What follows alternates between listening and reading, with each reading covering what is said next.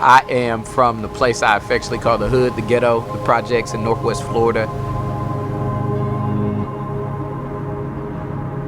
I married a sweet Navy girl who led me to Christ. She got stationed here in Norfolk, Virginia. God began to prepare me for ministry and eventually calling me to plant a local church.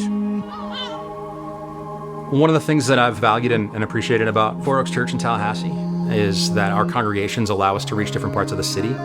We are now 3 congregations. It was planted in 1990, so it had a start as a kind of pioneers with multiplication.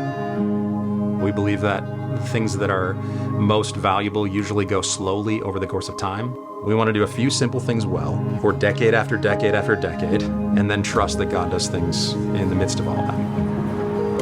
We are a church in the center of San Francisco in the Haight-Ashbury area. We moved here in 2014, and it hit me that it would be very easy for you to be born in San Francisco, to spend your whole life and die in San Francisco and never hear the gospel in a meaningful way.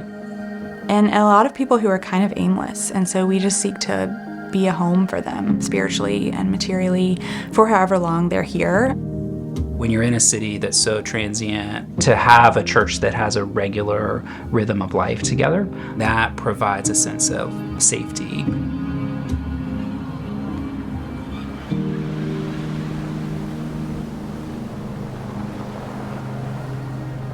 I spent 7 months in the southern section of Norfolk trying to plant an urban church with passion and zeal. I just didn't have the support. I didn't have the resources. I didn't have the coaching necessary.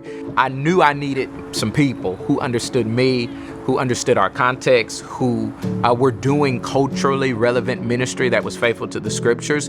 And Harbor Network really stepped in and became our people, became our tribe, right? Became those folks who were constantly inviting us to experience God's grace and renewal from the word and the gospel. When you're starting a church, financial resources, that's big. And so to say, we're not just gonna provide a one-time gift, we're gonna make sure that you're resourced directly from the network, but there are generous churches that are saying, hey, we want to support you above and beyond what comes from the network, just to make sure that you have what you need to flourish as a church.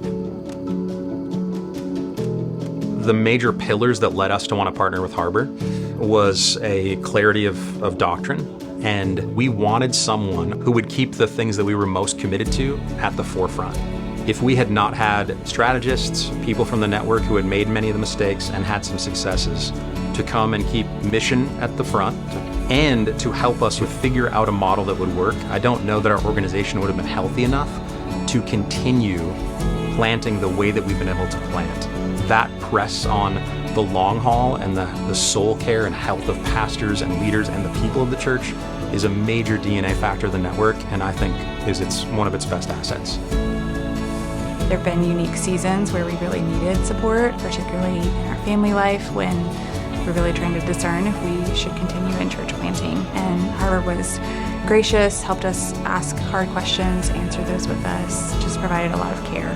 I receive a lot of care, a lot of encouragement, a lot of instruction from these other pastors who are doing the same thing that I'm trying to do, which is love people, build a church, proclaim the gospel of Jesus Christ. And I wouldn't have that apart from Harbor.